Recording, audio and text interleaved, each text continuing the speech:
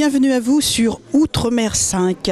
Évasion littéraire vous emmène à la découverte du prix littéraire La Plume Antillaise et d'ailleurs. Nous sommes à l'École nationale supérieure des télécommunications à Paris dans le 13e. Cette plume littéraire et d'ailleurs est organisée par l'association Laptom qui depuis 11 ans fait ce forum littéraire. Cette manifestation est consacrée à la découverte des œuvres des écrivains antillais et d'ailleurs, et l'objectif est de promouvoir les auteurs et de susciter l'envie de lire chez les participants.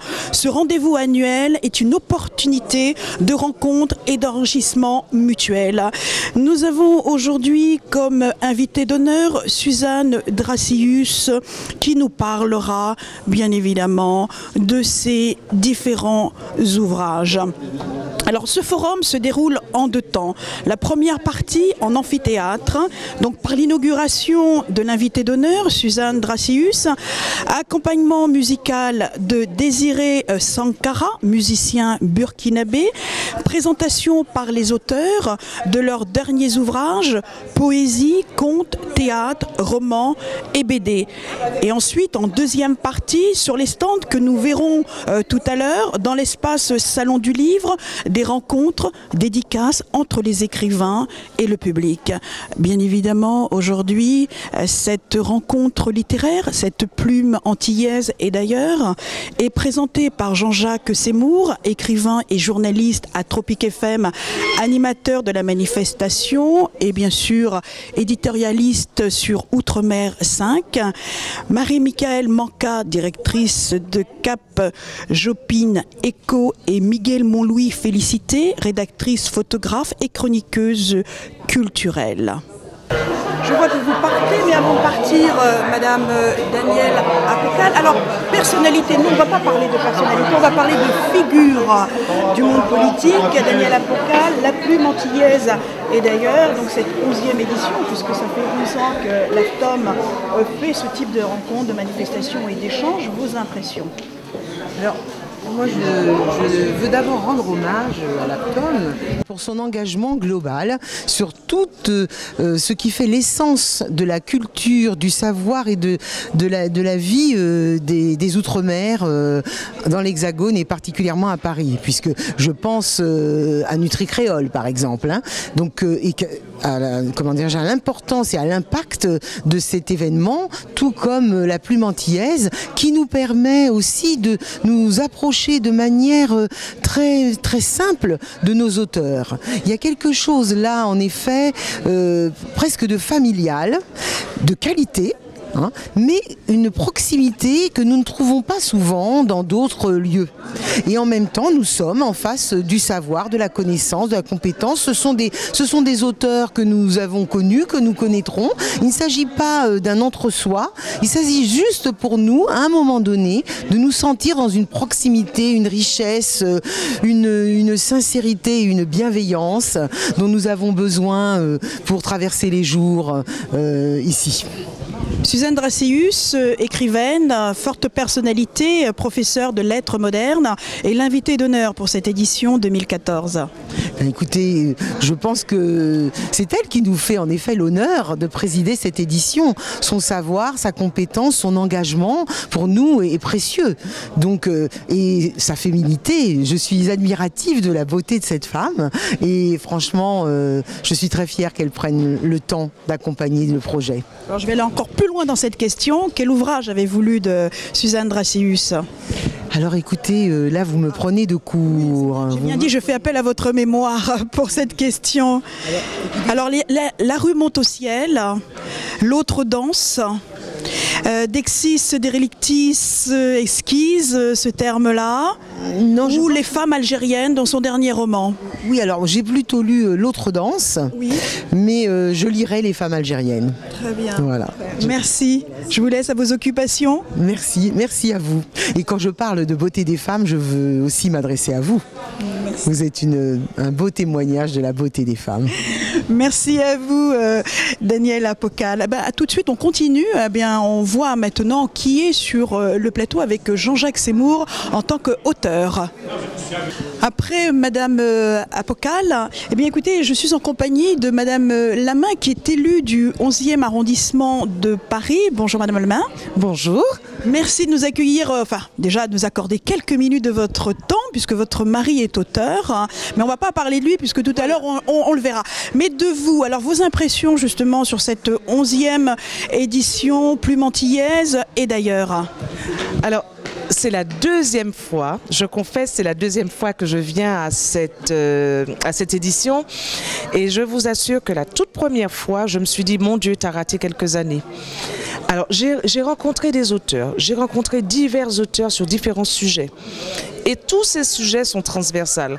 La culture d'outre-mer, les valeurs, la famille, les enfants, l'art.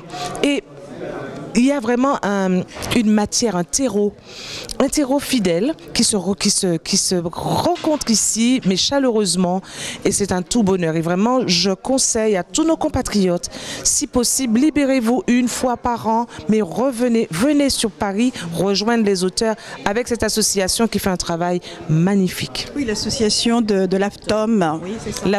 L'Aptom avec Marie-Georges Séjean. J'oublie le nom de la présidente, mais en tout cas, tout ce groupe, félicitations. C'est vraiment un bon sujet, un bon moment convivial, un partage de ce que les auteurs ont écrit, parce que les livres sont bien beaux, les couvertures sont bien belles, mais je vous assure, quand ils vous racontent sous quelle influence, l'histoire de ce qu'ils ont voulu écrire, leur façon d'écrire, et puis bien sûr, les passages où il serait intéressant de se puiser dedans, les passages choisis, c'est un moment de bonheur. Un moment de bonheur, comme vous dites, je vais donc reprendre le mot de la fin, Madame Lamain. C'est une continuité aussi avec le Salon du Livre, finalement. Oui. Et puis les salons livres et faire lire, il y en a, hein, ça foisonne à tout va. La particularité de l'outre-mer, on a le salon de Paris, le salon du livre, qui est énorme, qui est vaste. Mais vous verrez, c'est une foire où vous n'avez pas le temps d'avoir cette approche plus chaleureuse avec les auteurs. Mais j'ai assisté au tout premier salon international de la Martinique. Je sais que dans 2 ans, ce salon va se répéter. Eh bien, à ce moment-là, pour ce tout premier salon, j'ai eu ce sentiment qu'il faut continuer dans cette direction. Il faut aider les auteurs. Et c'est le public qui aide les auteurs, ce sont les lecteurs qui les aident. Ce salon avec l'Aptom me ressemble un peu à ce grand salon de la Martinique. Donc, on a eu Dany Laferrière qui était parraine de ce salon à la Martinique et qui est rentrée à l'académie quelques jours après. Et c'était aussi vraiment une belle émotion, une belle rencontre. Alors, tous ces moments ont toujours un côté à renouveler, à recommencer. Comme on dit, à table, on se resserre. Voilà. Parfait. Suzanne Dracius, professeure de lettres modernes et l'invitée d'honneur de cette édition 2014. Votre réaction sur l'auteur et ses livres et son engagement aussi? Alors, Suzanne Dracius, la marraine, c'est la marraine de cette édition, c'est notre star.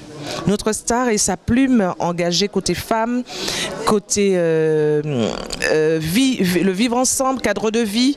Elle raconte tout cela dans ses livres et elle a une belle plume. Merci beaucoup. Alors, avant de vous quitter, qu'avez-vous lu de l'ambassadrice, l'invitée, la marraine Suzanne Dracius, de ses ouvrages? Oh, vous me piégez là. Ah oui, ben, décidément, ça fait 2 personnes que je piège. Alors, il y a, il y a La rue monte au ciel, L'autre danse, Dexi d'Erelixis, vous savez, Exquise d'Erelixis, bien sûr. Oui, monte au ciel. C'est vrai. Oui, monte au ciel. Voilà. Merci beaucoup Madame Lamain de nous avoir accordé ces quelques instants. Votre mari est auteur, donc on va le rencontrer aussi pour qu'il puisse nous parler de son propre univers et de sa plume aussi, plume antillaise et d'ailleurs. Merci, au revoir. Je suis en compagnie de l'auteur Dominique Lancastre, Voyage au pays natal, empreint de nostalgie, retour à la Grivelière, préface Ernest Pépin, édition Fortuna, qui est la suite de la Véranda. Dominique, bonjour. Bonjour. Alors déjà, avant de parler effectivement de ce tome, vos impressions sur la plume antillaise et d'ailleurs. Ok, c'est la deuxième fois que je viens à la plume antillaise, je ne connaissais pas. J'étais l'année dernière pour présenter justement la Véranda et j'ai une très bonne impression parce que ça m'a permis de découvrir beaucoup d'auteurs antillais qui vivent à Paris.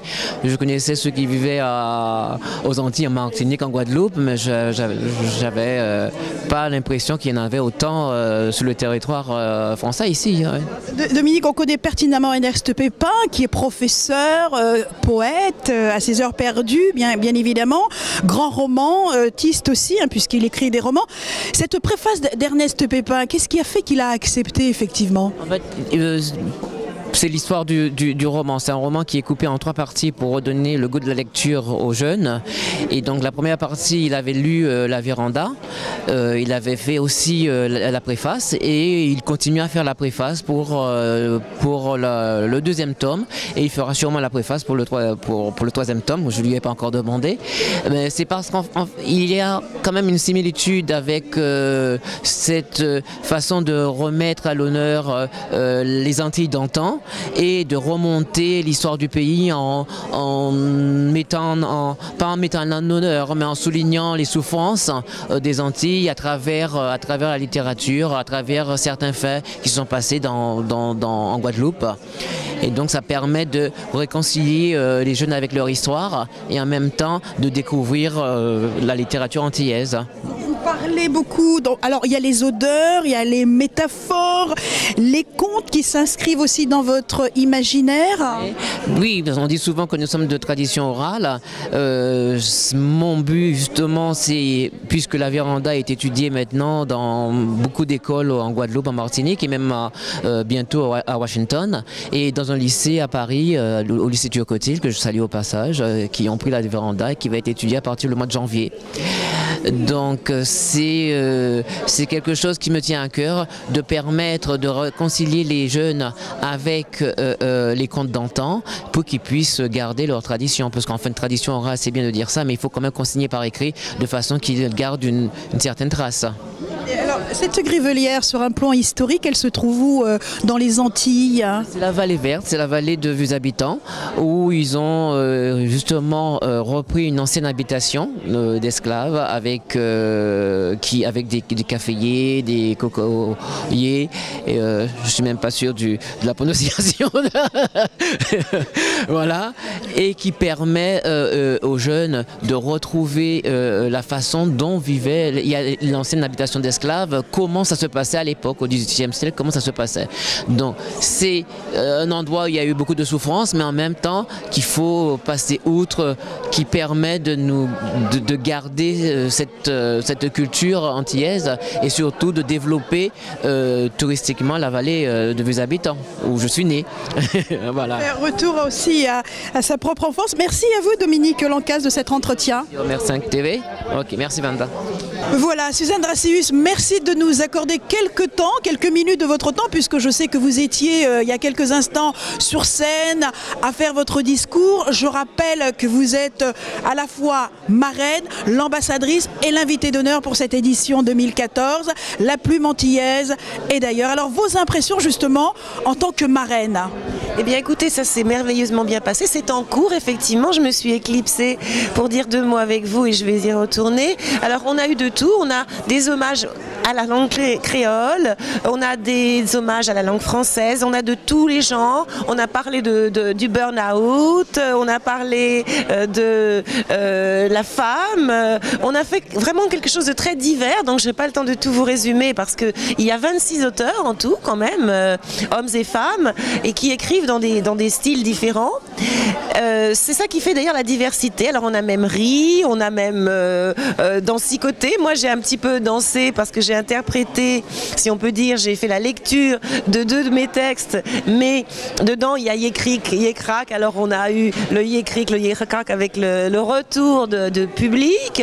Il y en a un autre où je fais allusion à la chanson Sans chemise, sans pantalon, et comme j'étais avec mon ami le musicien du Burkina Faso, Désiré Sankara, qui est venu avec sa guitare, qui avait préparé des mélodies pour accompagner mes lectures, ça a été très vivant. Donc on a vraiment déjà quand même, on est parti, on s'est échappé, on a déjà voyagé avec la plume antillaise, on a eu des plumes pour s'envoler, on ne sait pas jusqu'où on va voler encore.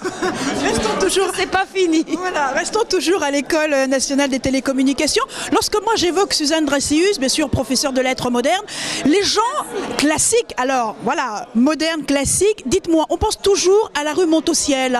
C'est vraiment le roman qui marque les gens. Oui, en fait c'est un roman fragmenté en 9 nouvelles avec 9 trajectoires de femmes, mais qui sont toujours des trajectoires ascensionnelles. Ce sont des recettes pour s'envoler quand on a des problèmes. Alors elles ont différents problèmes. La première, elle est à la rue Montauciel à Saint-Pierre. Elle a un problème énorme qui est d'ailleurs un problème collectif, puisque c'est l'éruption imminente de la montagne Pelée, avec les gens qui ne veulent pas partir et ceux qui veulent forcer le monde à rester là pour des raisons, paraît-il, d'élections, etc. Et puis elle qui a besoin de partir. Et puis ensuite vous avez d'autres phénomènes de catastrophes dans la vie de tous les jours, de catastrophes conjugales, sentimentales, etc. ou de conflits entre la tradition et la modernité. Justement, vous parliez de mon côté classique et moderne. Moi je suis vraiment très rock'n'roll, comme disaient mes élèves, ils aimaient bien. Je suis prof de latin ou de grec très rock'n'roll et j'assume, parce que voilà, on est parfois en conflit comme ça, mais il faut apaiser les choses. Et moi j'aime bien donner des recettes pour en fait qu'on se sente heureux. Bon, bien sûr que c'est un petit peu utopique, c'est pas avec des livres que je vais rendre les gens heureux définitivement. Et on n'est pas dans le monde des bisounours non plus. Mais je crois que en offrant quelques pages de lecture, on offre quelques pages de bonheur. Ça, c'est ce que j'espère faire. Et je sais que parfois j'ai des retours et des gens qui m'ont dit, oui, ils se sont envolés avec leurs petites pages de bonheur. Parfait. Alors, et il y a aussi l'autre qui danse, traduit en plusieurs langues. Pour vous, vraiment, c'est très bien ça, je veux dire, qu'un roman sera traduit en plusieurs langues. Oui, parce qu'en plus, ça me permet d'ailleurs, quand je connais les langues, de travailler avec les traducteurs, de vérifier les choses. Alors, ça peut aller pour l'anglais, l'espagnol. Bon, je lis moins facilement l'italien, etc. Mais dès que je le peux, l'allemand aussi, j'aime bien vérifier, puisque bon, j'ai fait l'allemand. Et alors, c'est vrai que quand il y a les traductions, on touche un autre public, les voyages deviennent encore plus intensifs, et moi j'aime bien, parce que vous savez, écrire c'est quand même très solitaire, hein. C'est quelque chose que je fais. Bon, nulla dies sine linea, pas un jour sans une ligne, mais on est toute seule, c'est solitaire. Alors moi j'aime bien que ce soit solidaire, c'est-à-dire qu'il y ait des passerelles qui se tissent, qui s'ouvrent comme ça vers les autres, pour qu'il y ait une communication. Alors quand c'est communication avec des personnes entre guillemets étrangères, c'est encore plus enrichissant pour moi. Vous voyez, ça donne encore plus ça me donne encore plus d'écho à ce que je dis, et puis ça me fait découvrir aussi. Vous avez aussi en 2013, je ne sais plus 2013 ou 2010, rappelez-moi la date, mais je pense que c'est en 2013 que vous avez eu le prix Fedcon. Non, c'était en 2009 ou 2010. 2010, voilà. 2010. Sur Esquisse. Parce qu'en fait, voilà, c'est quoi le titre? Esquisse dérélictis. Pour Exquise déréliction métisse. Exquise déréliction métisse, c'est-à-dire un oxymore, des mots contraires, des mots de sens contraire que j'ai accolés. C'est la figure de style qu'on appelle oxymore, parce que c'est vrai que c'est exquis, c'est délicieux d'être métisse, mais parfois on se sent abandonné, parce que quand on n'est ni tout noir, ni tout blanc, ni tout ceci, ni tout cela, et qu'on est à petit pois ou arc-en-ciel, on est parfois un petit peu abandonné, parce qu'on n'appartient pas complètement à une communauté. Mais moi je le pense comme une richesse, parce que d'accord, on n'est ni ceci ni cela, mais en algèbre, plusieurs négations se détruisent et créent une affirmation. En latin aussi, vous voyez, et c'est la logique.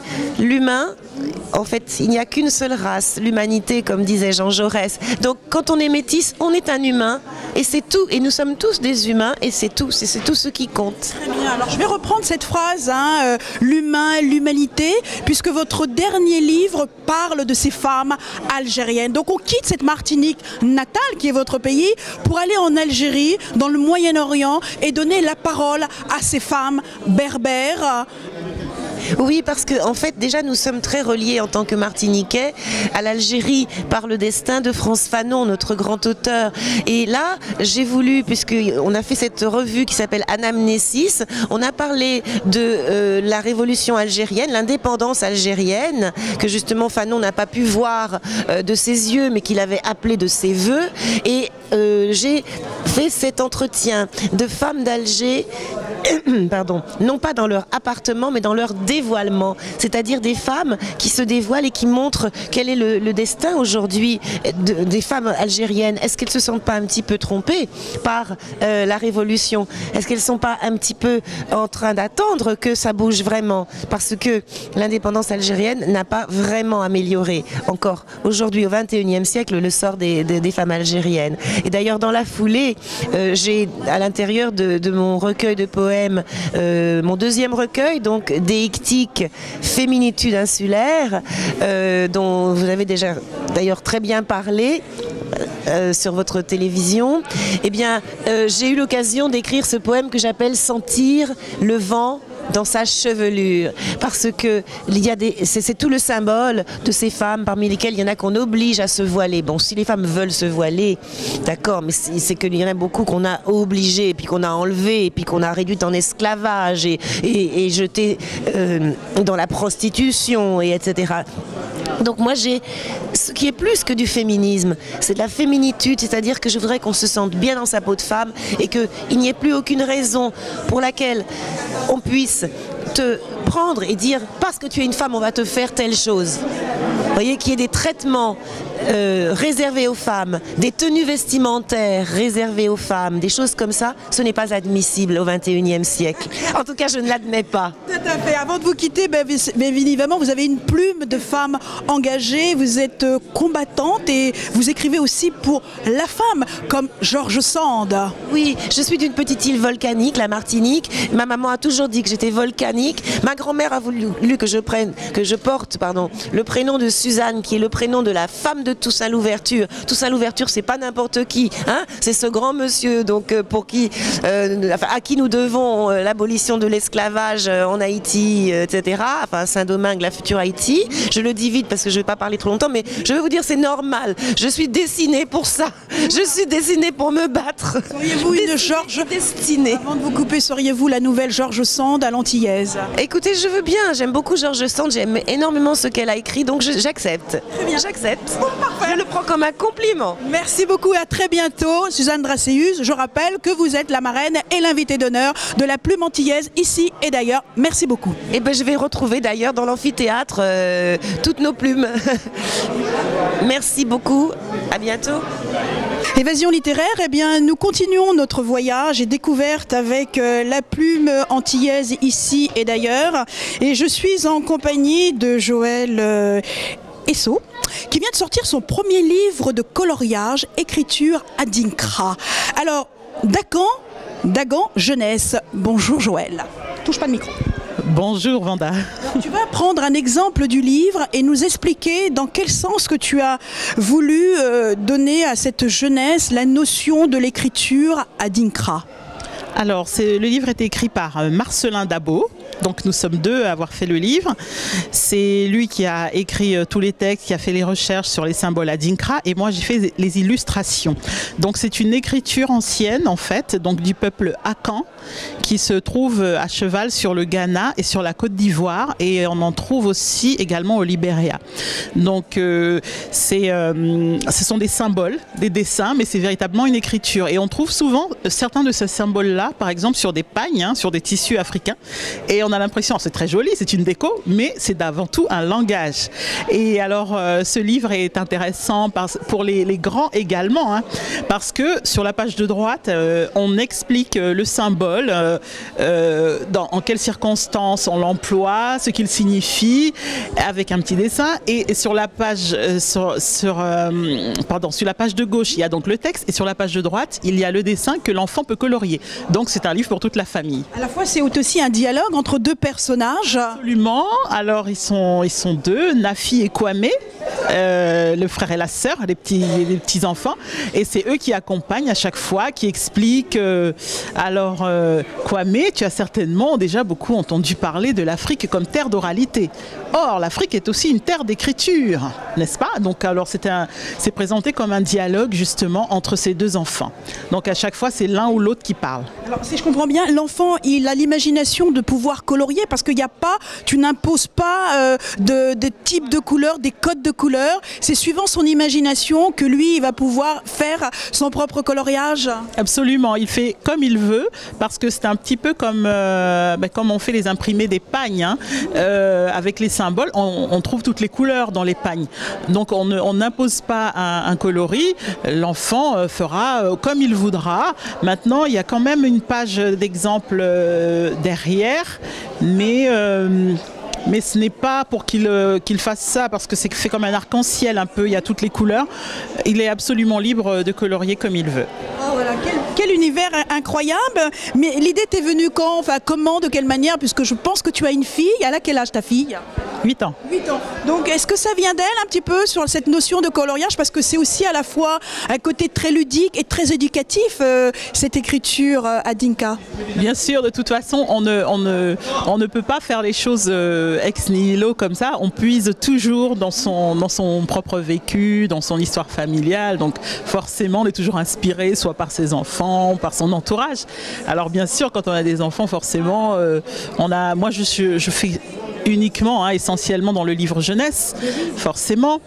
Et c'est vrai que beaucoup de choses se font par rapport à elle, par rapport à ses questions, parce que donc Marcelin, lui, il avait cette envie, parce que lui aussi, il est papa de 2 petites filles, et en plus, lui, il a des petites filles qui sont métisses, donc il avait cette envie d'apporter sa propre culture aussi à ses enfants, et à tous les autres enfants aussi, parce que justement, il y a toujours ce mythe, voilà, l'Afrique, c'est une tradition orale. Non, il y a des écritures en Afrique, il y en a même plusieurs, et donc ça permet effectivement d'éduquer tout en s'amusant. Eh ben c'est bien, donc on s'ouvre aussi à cette fameuse culture de cette écriture à Dinkra. Je trouve ça très chantant, très bien.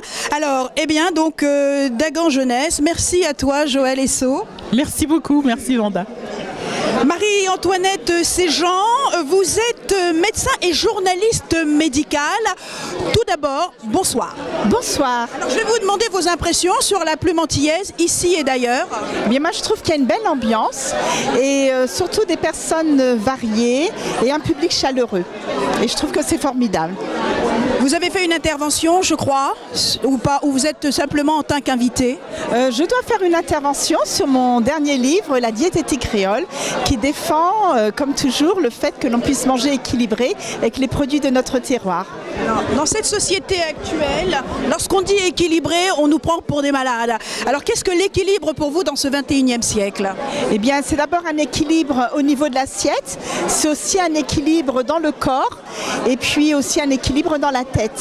Et c'est pour ça que mon livre se sous-titre Positiver, bouger et bien manger. Alors positiver de quelle manière? Les gens sont pressés, on n'a pas le temps, on fait 40 métiers à la fois. Comment se poser et pouvoir digérer tranquillement? Je crois que la première chose, c'est de rester dans l'instant présent, de n'être ni hier ni demain, et de se positionner, de profiter au maximum de tout ce que l'on a en notre faveur, le soleil quand il y en a, et puis quand il y a de la pluie, profiter de la pluie aussi. Est-ce que vous dites manger des produits du terroir? Faut-il encore les trouver ou faut-il les commander sur Internet? Les produits du terroir aujourd'hui se trouvent vraiment bien partout.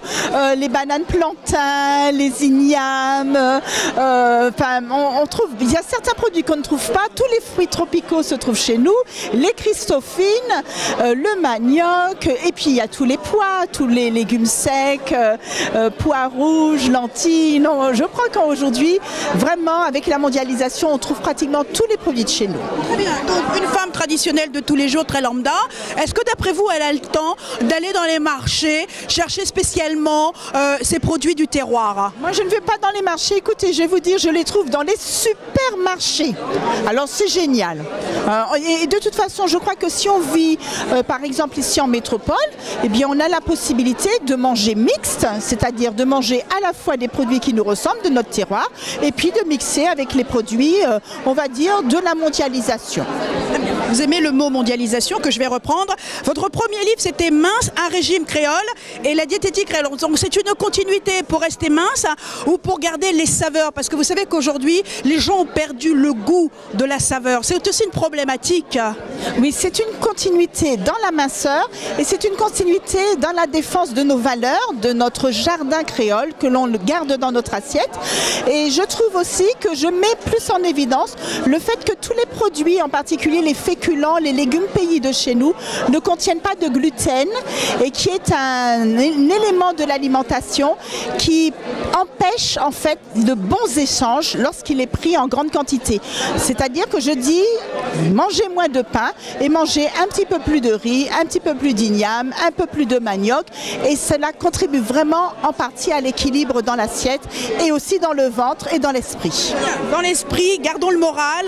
Docteur Marie-Antoinette Séjean, alors la question qui me paraît importante pour cet hiver, après nous parlerons de l'été, printemps-été, automne-hiver, les oxydants sont des aliments fondamentaux dans l'organisme. Alors quel type d'oxydants vous conseillez? Alors les antioxydants sont effectivement des éléments qui permettent de lutter contre le vieillissement et contre les maladies nutritionnelles, en particulier le diabète, l'obésité et les maladies cardiovasculaires. Je conseille essentiellement les fruits exotiques, que l'on dit exotiques entre guillemets, c'est-à-dire les fruits tropicaux qui sont les plus riches en antioxydants de la planète.